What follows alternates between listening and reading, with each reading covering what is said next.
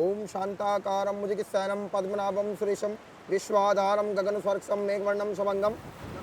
युगों युगों से बहती इस गंगा ने न जाने कितनी तपस्याओं को मान और कितनी आस्थाओं को वजूद दिया है। ओम नमामि नमामि गंगे गंगे वंदः वंदः दिव्य दिव्य त्यार्थे त्यार्थे अस्ति प्रवाह। अस्ति प्रवाह।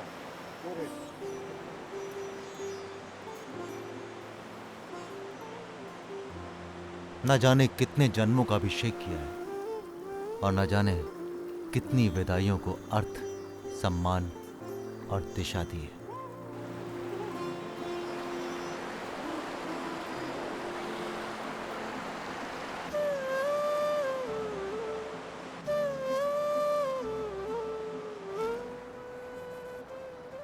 जो हाथ मेरे सर पर था, जो हमेशा मुझे सुरक्षित महसूस कराता था, वो हाथ मेरे सर से उठ गया।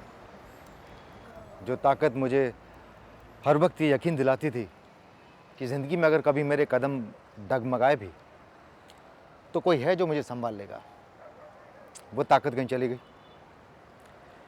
अपनी हर तकलीफ़ में, अपनी हर खुशी में जो सबसे पहला फ़ोन नंबर मेरे जहन में आता था, वो फ़ोन नंबर बंद हो गया।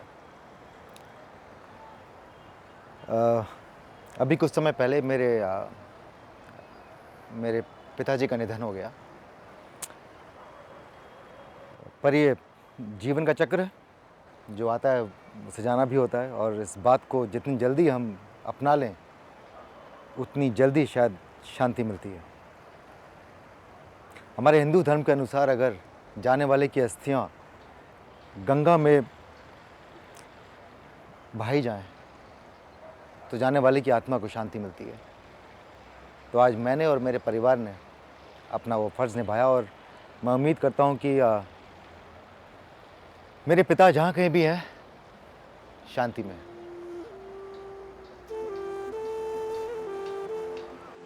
ये महज गंगा का पानी नहीं, एक विश्वास है जिस पर हमारा विश्वास खड़ा है। जैसा सदियों से तू करती आ रही है, आज मेरे कांधों से मेरी जिम्मेदारी लेकर मेरे मन में शांति का आभास कराने के लिए मां गंगा, तेरा अनेकों अनेकों धन्यवाद और अभिनंदन।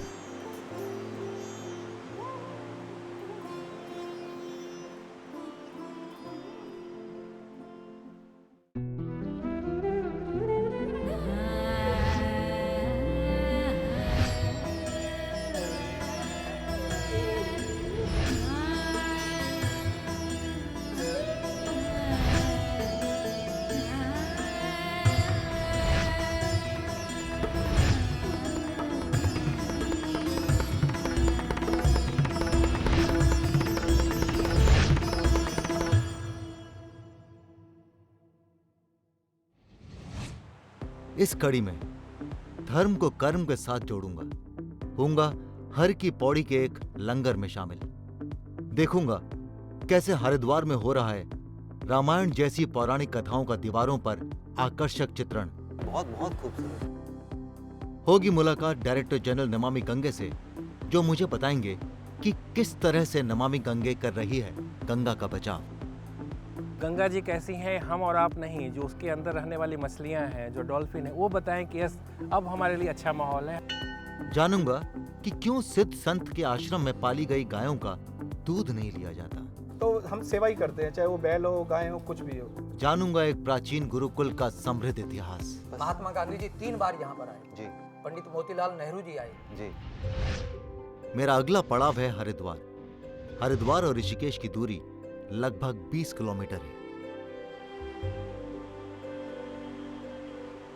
राजीव जी, आपका ओरिजिनल राजस्थान में गाँव? कालंदरी, जिला सिरोही। जिला सिरोही जी। पूरा भाई खाता है यहाँ पे। बहुत बहुत शुक्रिया पंडित जी। पर जाने से पहले एक बात ज़रूर जानना चाहूँगा आपसे कि ऐसा क्यों मानना है हमारे हिंदू धर्म में कि अगर किसी के जाने के बाद उनकी अस्थियों का विसर्जन गंगा में हो तो उनकी आत्मा को शांति मिलती है। श्री भागीरथ जी महाराज ने राजा सगर के 84 लाख पुत्रों को मोक्ष के लिए माँ भगवती का अवतरण हुआ, और माँ भगवती में अस्थि प्रवाह करने से जीव को मोक्ष प्राप्त होता है। तो एक बात ध्यान में रखिएगा कि कि आप जब यहाँ पर आते हैं तो सिर्फ अस्थियाँ विसर्जित करके नहीं जाते, आप यहाँ से गंगा का ऋण भी लेकर जाते हैं। ये तीर्थ भूमि हजारों साल पुरानी है। कई परिवर्तनों के बावजूद भारत की आत्मा का स्वरूप यहाँ आज भी विद्यमान है और हर साल लाखों की संख्या में श्रद्धालु अपने पूर्वजों की आत्मा की शांति के लिए हरिद्वार आते हैं।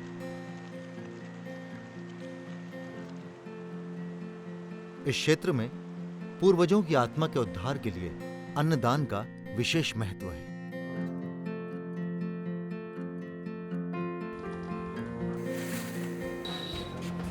अपने पिताजी की अस्थियां गंगा में विसर्जित करके मैंने धर्म की प्रक्रिया तो निभा ली और मैं उम्मीद करता हूं कि उनकी आत्मा को शांति मिलेगी, पर खुद अपने मन की शांति के लिए मैं यहाँ आया हूँ, क्योंकि मेरा ऐसा मानना है कि किसी को सच्ची श्रद्धांजलि धर्म से नहीं कर्म से दी जाती है।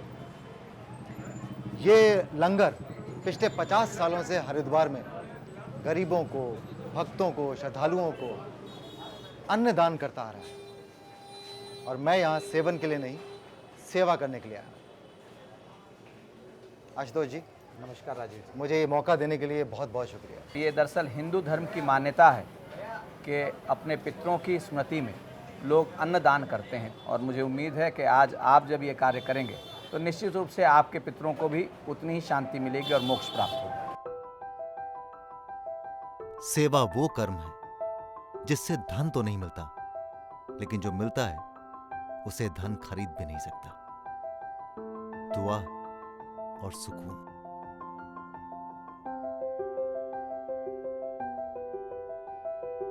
कोरोना काल में हरिद्वार में बहुत सारे प्रदेशों के यात्री फंस गए थे। जी, उस दौर में भी हम लोगों ने यहाँ लगभग 2000 लोगों को प्रतिदिन भोजन वितरित किया। यही गुजारिश है मेरी आपसे भी। धर्म का पालन तो आप करते ही हैं, साथ साथ में अगर कर्मों का पालन भी करेंगे तो शायद जो सुख शांति की हम तलाश करते हैं वो निश्चिंत ही मिल जाएगी।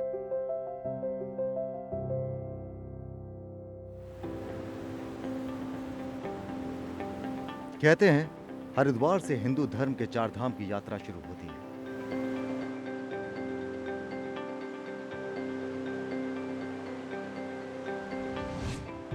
आगे है हरिद्वार को स्वच्छ रखने के प्रयास में कैसे हो रहा है रामायण जैसी पौराणिक कथाओं का दीवारों पर चित्रण। तुम्हारे जैसे युवा अगर इस तरह की सोच रखें तो कितना बदलाव आए।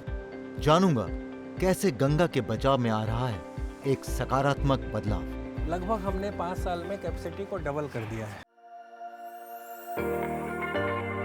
हरिद्वार को सुंदर और स्वच्छ बनाने में कई एनजीओ जुटे हुए हैं। यहाँ कलाकार अपनी कूचियों से दीवारों पर जहां रंग भर रहे हैं, वहीं रामायण जैसी पौराणिक कथाओं का दीवारों पर चित्रण यहाँ से गुजरने वालों को अपनी ओर आकर्षित करता है। हमने इस रामायण की शुरुआत प्राचीन इतिहास में हमारी जिस तरीके रामायण है उस तरीके से इस रामायण को शुरू किया है। तो अगर किसी ने रामायण नहीं पढ़ी हो तो वो ये आके अगर देख ले तो उसे रामायण का सार समझ में आ जाएगा। तो एक कैनवास बनाया है पूरी दीवार को। कोशिश हम यही कर रहे हैं कि आदमी जब ब्लैंक दीवार के आगे से निकलता है तो उसका दिमाग भी ब्लैंक हो जाता है। बिल्कुल और जब रंग बिरंगी दीवारों में कुछ सीखता हुआ जाता है तो इसको कैनवास की तरह देखता है और देखता है कि हमारे धर्म और हमारा अध्यात्म में क्या क्या सिखाता है। और साइड में हम एक वॉकिंग ट्रैक दे रहे हैं। हम ये ट्रैक इस तरीके से भी डेवलप कर रहे हैं कि लोग अपने घर से अपने बच्चों को लेके आएँ, शाम को एक इवनिंग वॉक कराएं और दिखाएं कि हमारी रामायण में क्या क्या था। तुम्हारे जैसे युवा अगर इस तरह की सोच रखें तो कितना बदलाव आए। आओ जरा देखें कलाकार कैसे अपनी कला को दीवार पर उतार रहे हैं। तो राजीव जी, हमारा प्रयास भी यही रहता है कि हम लोकल आर्टिस्ट को और लोकल जो हमारी कला करने वाले लोग हैं उनको हम ज़्यादा फोकस करें और ज़्यादा काम उन्हीं के माध्यम से करें। अब ये लोकल नहीं रहेंगे क्योंकि बड़ी बड़ी कंपनियां ले जाएंगे ना। कितने साल लग गए? सर अभी पिछले 1 महीने से इसका काम हमने शुरू किया था। ये पूरा का पूरा दीवार 1 महीने में? जी सर जी। कितने लोग काम करते हैं साथ में? लगभग 6-7 बंदे हैं इसमें। ये चेहरे जो बनाते हो ये हर जगह पे एक जैसे ही लगते हैं। जी। तो उसका कोई फॉर्मेट होता है इसको लेके बनाते हैं? नहीं सर, ये एक अभ्यास हो जाता है। जैसे आदमी निरंतर काम करता है, आपको पता ही है, आप भी एक कलाकार हो। कलाकार की प्रतिभा कलाकार ही जान सकता है। बिल्कुल, वही सोच रहा हूँ मैं कि बहुत मेहनत है, बहुत शिद्दत भी है। लेकिन जो हमने काम किया है ये काम के रूप में नहीं किया, हमने एक सेवा भाव के रूप में काम किया। जहाँ राम जी का कार्य होता है तो वहाँ हनुमान जी कैसे पीछे रह सकते हैं। बस ये सेवा भाव बना रहे आपका। अब मैं बताऊं आपको एक बात, जब ये पूरा तैयार हो जाएगा और जब यहाँ पे वो वॉकिंग ट्रैक बन जाएगा और जब लोग निकलेंगे यहाँ से और बोलेंगे क्या खूबसूरत काम है, वाह वाह वाह वाह, आपको पता है ना, वो आपका रिवॉर्ड होगा, वो आपका पुरस्कार होगा। हम खुद स्वयं यहाँ से निकलते हैं तो एक अपने आप में गर्व होता है कि जो प्रयास किया था वो एक सफल होने की ओर अग्रसर है, और उसको देख के एक सीना चौड़ा होता है। जी, मेरी अब यही उम्मीद रहेगी कि आपका जो सीना चौड़ा हुआ है ना, ये हमेशा चौड़ा रहे। सर अगर आप ऐसे ही आते रहोगे तो और चौड़ा होता रहेगा। बहुत बहुत शुक्रिया। ये देखकर भी अच्छा महसूस होता है कि अपने शहर को सजाने और संवारने की जिम्मेदारी शहर के लोग खुद उठा रहे हैं। काश हम सब भी अपने अपने शहरों को इसी तरह से प्यार करें और सम्मान दें। यहाँ शहर को सुंदर और स्वच्छ रखने के लिए लोग क्या क्या कर रहे हैं ये मैंने देखा, लेकिन अब देखूंगा सरकार के स्तर पर क्या हो रहा है। गंगा के घाटों, गंगा के जल और हरिद्वार की तस्वीर बदलने में नमामि गंगे का बड़ा योगदान है। यहां पर कई घाटों को संवारा गया है। नमामि गंगे तहत इस काया पलट के पीछे जिन व्यक्तियों का योगदान है, उनमें से एक से मैं आज मिलूंगा। अब हरिद्वार में मैं एक ऐसे शख्स के साथ में हूँ जो मुझे बहुत ऊर्जा देते हैं, इस शो को करने की ऊर्जा देते हैं, क्योंकि उनकी जो एक ईमानदारी है, कर्मठता इस पूरे मिशन को लेकर बहुत बड़ा कारण है मेरा इस शो को करने के लिए। मैं बात कर रहा हूँ NMCG के महानिदेशक श्री राजीव रंजन मिश्र जी की। सर नमस्कार। नमस्कार राजीव। बहुत अच्छा लगा आपसे मिलके। Same here. आपसे मिलके मुझे भी उतनी ही ऊर्जा मिलती है। नहीं सर, जनरली कभी भी कोई गवर्नमेंट रिलेटेड प्रोजेक्ट करते हैं तो हमेशा ऐसा लगता है कि शायद प्रोपेगेंडा होगा, पर मैं चूंकि पहला सीजन कर चुका हूँ, मैंने देखा है, फर्स्ट हैंड देखा है मैंने। तो आम आदमी के लिए सर एक बहुत सिंपल तरीके से आप ये बताइए कि NMCG का लक्ष्य क्या है? गंगा जी जिस तरह से निर्मल और अविरल थी और अभी भी हैं, उसी को बरकरार रखना। और गंगा जी कैसी हैं हम और आप नहीं, जो उसके अंदर रहने वाली मछलियां हैं, जो डॉल्फिन है, वो बताएं कि यस अब हमारे लिए अच्छा माहौल है, हम अच्छी तरीके से पनप रहे हैं। पर सर ये इतनी बड़ी नदी है, इसको मैनेज करना, मेंटेन करना, इतना बड़ा मिशन जो आपके सर के ऊपर है, क्या ये आसान है? आसान तो नहीं है, लेकिन असंभव भी नहीं है। ये असंभव तब नहीं है अगर हम सब साथ मिलकर काम करें। हरिद्वार में ही कितने लोग हमारे साथ जुड़े हैं, और यहाँ पे कोई अपनी तौर पे सफाई कर रहा है, सरकारी प्रयत्न हो रहे हैं, STPs बन रहे हैं, नए घाट बन रहे हैं, कॉरपोरेट्स भी आके मदद कर रहे हैं। तो अब वो माहौल हो गया है जब हमें लगता है कि हम सही डायरेक्शन में जा रहे हैं, और लगभग हमारे सारे प्रोजेक्ट गंगा नदी के किनारे पूरे हो चुके हैं। हम घाट इसलिए बनाते हैं कि वहाँ जब लोग आएँ तो उनका जो संबंध है, जो आस्था है गंगा जी के साथ, वो और भी प्रगाढ़ हो। और 5 साल में आप जैसे देखेंगे, जो पहले जो प्लांट्स बनते थे तो बना तो दिया जाता था, लेकिन उसकी कोई चलाने की व्यवस्था नहीं होती थी। अब जो हमने प्लांट्स बना, उसको 15 साल और आगे चलाने की व्यवस्था भी कर रहे हैं। एक जो आदमी बनाएगा वही उसको 15 साल तक चलाता रहेगा। क्या इन एफर्ट से 5 सालों में कुछ फ़र्क पड़ा है? बहुत फ़र्क पड़ा है। लगभग हमने 5 साल में कैपेसिटी को डबल कर दिया है। 2500 किलोमीटर से ज़्यादा लंबी गंगा, 100 के लगभग शहर, 4000 से ज़्यादा गांव इसके ऊपर हैं। तो जब तक सब मिलकर नहीं एक संकल्प करेंगे कि हमें अपनी ओर से इसको गंदा नहीं करना है, करेक्ट, और उसके लिए लोगों का जुड़ना बहुत ज़रूरी है। बिल्कुल आप जुड़ रहे हैं। ये देखिए ना, अभी कितना खूबसूरत घाट है, सरकार ने कर तो दिया, बना तो दिया आपके लिए, अब इसे मेंटेन करने का दायित्व तो हमारे ऊपर है ना। और सर हरिद्वार की बात करें तो नमामि गंगे के आने के बाद में हरिद्वार का स्वरूप किस तरह से बदला? इतना बड़ा शहर है हरिद्वार और बढ़ता हुआ शहर है, तो लोगों के लिए एक अलग पब्लिक स्पेस होना चाहिए। इसके अलावा हर की पौड़ी को भी हम रिनोवेट कर रहे वेरी नाइस सर। बस सब यही है कि जो आम आदमी है वो भी थोड़ा सा पोर्शन अडॉप्ट कर ले हैं। जी, और उसे अपना बस समझे, थोड़ा थोड़ा कर लें। थोड़ा कंट्रीब्यूशन बहुत फर्क लाएगा। चंडी घाट पर बातचीत के बाद NMCG के डायरेक्टर जनरल मुझे घाट पर बने म्यूजियम में ले गए। गंगा के ऊपर यह अपनी तरह का देश में पहला म्यूजियम है।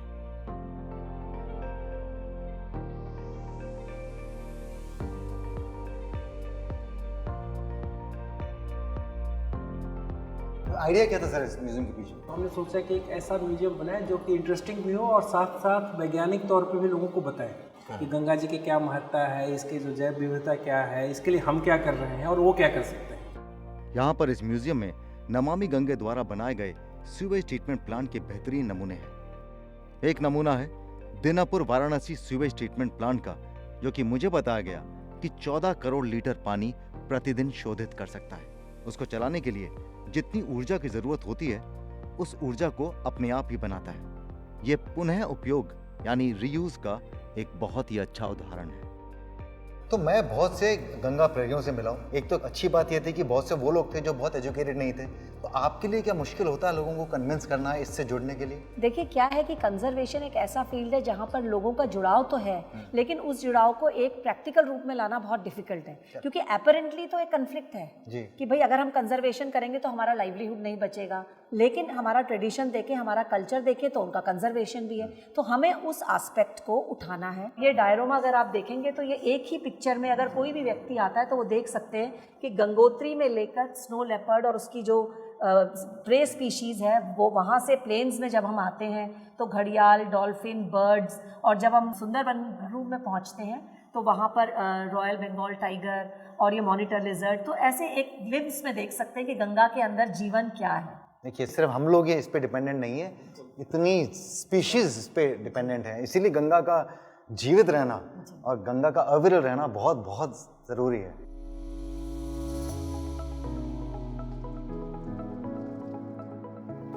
कैसे हैं सर? बहुत अच्छा हूँ मैं सर सौम्य शॉप है ये, और ये जो है ये गंगा प्रहरी बना रहे हैं। बहुत कमाल की शॉप है और मैं उम्मीद करता हूँ कि बहुत से लोग यहाँ पर आए और जो गंगा प्रहरी जो इतनी मेहनत से ये सामान बनाकर यहाँ पर रख रहे हैं उन्हें लेकर जाएं, उन्हें प्रोत्साहन दें।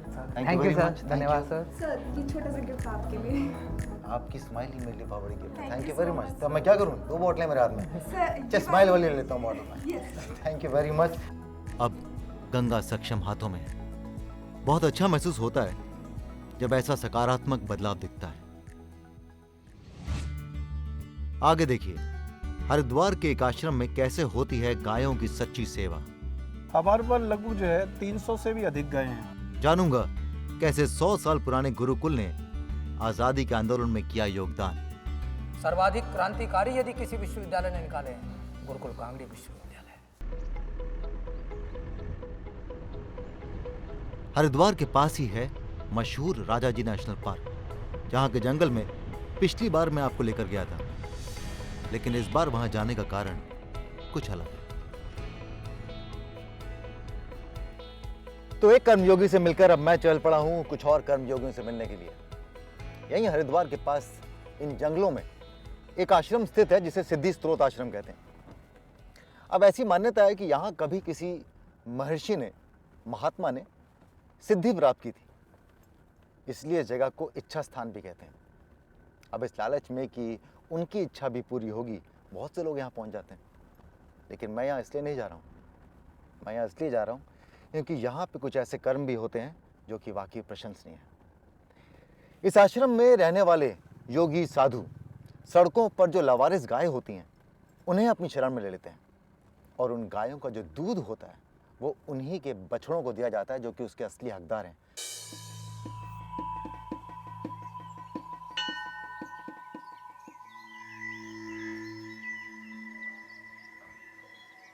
नमस्कार। नमस्कार जी। जी मेरा नाम राजीव खंडेलवाल है और मैं इस आश्रम के बारे में सुनकर यहाँ पहुँच गया हूँ। ये जगह क्या है?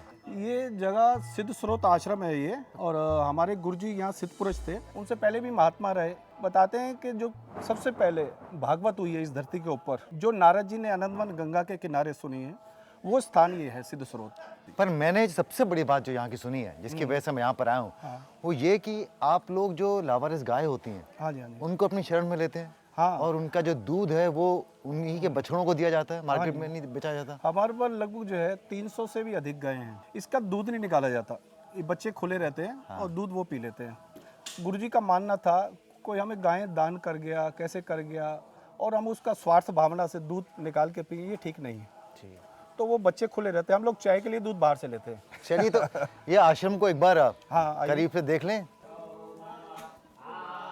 तो बताते हैं कि सिद्ध स्रोत जो है, इसका पुराने शास्त्रों में नाम सिद्ध चिल्ला के नाम से मिलता है, सिद्ध राड बोलते हैं जी। और ये जब परिक्रमा निकलती थी, मतलब बद्रीनाथ केदारनाथ की जो यात्रा पैदल करते थे संत महात्मा लोग, तो यहीं से निकलते थे। ये पड़ाव था, सिद्ध पड़ाव।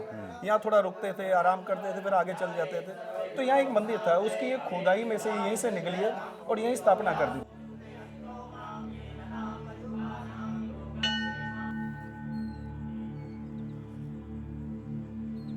ये हजारों साल से चलता आ रहा है, ये परंपरा है। कई महात्मा यहाँ सिद्ध हुए हैं। और ये जो दोने के अंदर चिमटे देख रहे हैं आप, ये त्रिशूल ये जो लगे हुए हैं, बताते हैं कि कोई भी संत महात्मा 10-20 साल 25 साल कहीं तप कर लेता है तब करने के बाद फिर वो आगे हिमालय में बढ़ता है, वो स्थान छोड़ता तो अपनी एक निशानी छोड़ देता है। तो उन्हें महापुरुषों की निशानियां हैं। भाई यहाँ गौशाला दिखाते हैं, हमारी गौशाला है, लगभग 300 गायें बताया था आपको, 300 प्लस हमारे पास गायें हैं।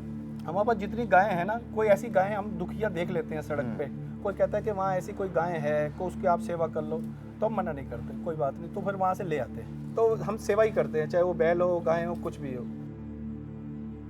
ऐसा कहते हैं कि ऐसे स्थानों पर ध्यान करने से एक अलग शांति और ऊर्जा प्राप्त होती है। तो बस मैंने भी अपनी आंखें मूंद ली। जहां साधु संतों ने तपस्या की है, वहां सैकड़ों वर्षों के बाद भी आध्यात्मिक तरंगें महसूस की जा सकती हैं। गंगा जब पहाड़ों से उतरती है तो अपने पीछे स्मृतियों का अलग संसार छोड़ते हुए आगे बढ़ती है।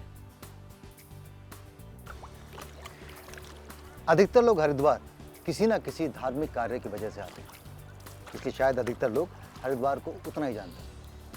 पर हरिद्वार के इर्द गिर्द कुछ ऐसे गुप्त स्थान हैं जिसके बारे में शायद बहुत कम लोग जानते हैं, और जहां पिछले सीजन में मैं आपको नहीं ले जा पाया था। इसीलिए इस सीजन में मैं आपको एक ऐसे ही स्थान पर लेकर जा रहा हूं। इस विशाल नदी के एक छोर पर बसे लोगों को कभी कभी दूसरे छोर के बारे में पता नहीं होता।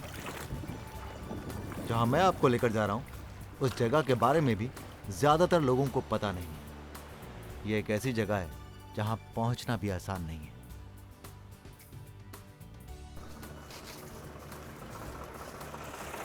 भाई साहब नमस्कार, थोड़ी देर मैं चलाऊं?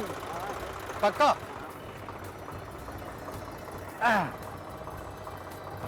तो मैं निकला ट्रैक्टर लेके।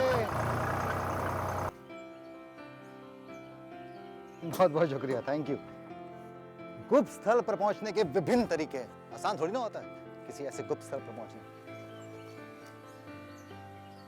आइए राजीव जी। नमस्कार नमस्कार भाई, नमस्ते। तो इस खास जगह तो मैं आपको लिया, लेकिन ये जगह क्यों खास है इसके बारे में बताएंगे एक बहुत ही खास इंसान, प्रोफेसर सत्यदेव जी। आप जहाँ पर खड़े हुए हैं जी, ये एक टापू है। अच्छा।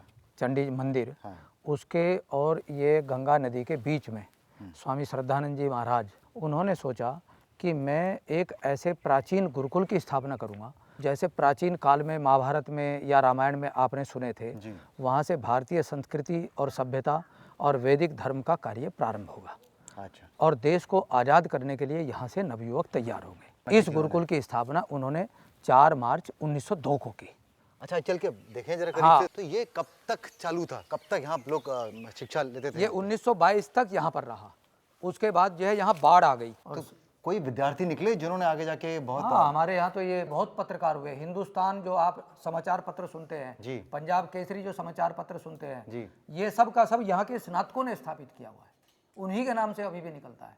हिंदुस्तान टाइम्स, पंडित इंद्र विद्या वाचस्पति उसके आद्य संपादक थे। तो बहुत ही ऐतिहासिक जगह है ये 100 वर्ष से भी ज्यादा की पुरानी बिल्डिंग है। क्या और बात। आपको आश्चर्य लगेगा, सर्वाधिक पत्रकार यदि किसी विश्वविद्यालय ने निकाले हैं, सर्वाधिक क्रांतिकारी यदि किसी विश्वविद्यालय ने निकाले हैं, गुरुकुल कांगड़ी विश्वविद्यालय। जिन्होंने ये सोचा कि हमारा देश आज़ाद होगा, जिनके कारण से राजीव जी आज भी भारतीय संस्कृति रक्षित है, उसका नाम गुरुकुल कांगड़ी है।